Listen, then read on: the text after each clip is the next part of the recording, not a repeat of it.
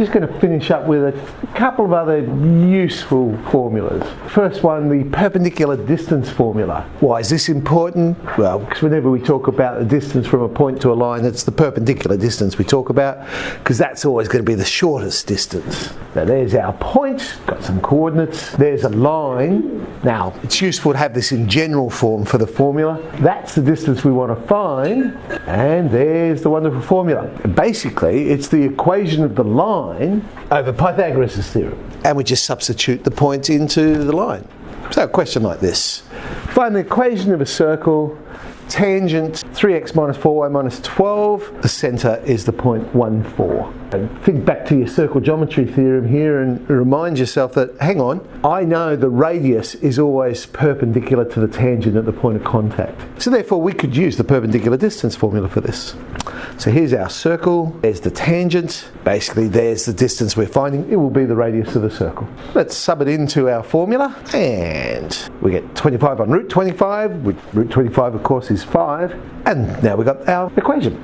X minus 1 squared, y minus 4 squared equals the radius squared, 25. This brings up an interesting point about absolute value. Why did we do absolute value? Because of course the point does not actually lie on the line, and depending on which side of the line we're on, so here's the line, we know if it lies on the line we're going to get the answer of 0. Before we looked at regions in the plane, things like that, we know on one side of the line, if we were to substitute in, we'll get a positive number, because one side would be greater than 0, and on the other side it'll be less than 0. So that's why we need the absolute value, because we're concerned with distance. We don't really care about the plus or minus. It also gives us a way of seeing whether points are on the same side of a line as well. When you think about it, you just substitute the two different points you're investigating, and if one gives you a negative, one gives you a positive, you know, oh, they must be on opposite sides of the line. They're both positive or they're both negative, you know, oh, they're on the same side of the line. Finding the equation of a line through a point and the intersection of another two lines. Quick way of doing it, long way of doing it. Let's look at the long way of doing it first. So we want to find the equation of the line that passes through the point of intersection of these two lines and the point 1, 2.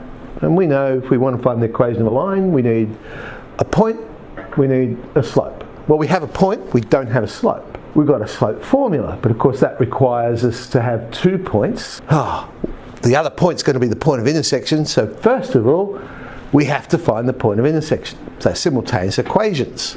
Let's set it up. I'll make the coefficients of y the same for this one. And we do our subtraction. 7x is negative 14. Okay, x is negative 2. Sub back in. I know y is 3. Okay, I've got another point. Negative 2, 3. Now I can go and find the slope, negative 1/3. Now I can go and use the point slope formula, and eventually we have our equation. Okay, that's the long way of doing it. There's a smarter way of doing it. There we go. I can use this idea. These are the two lines that are going to end up intersecting. But what I do know is the point of intersection would lie on this line, so therefore it would come up with the answer of 0. But the point of intersection would also lie on this line, so it also would come up with the answer of 0.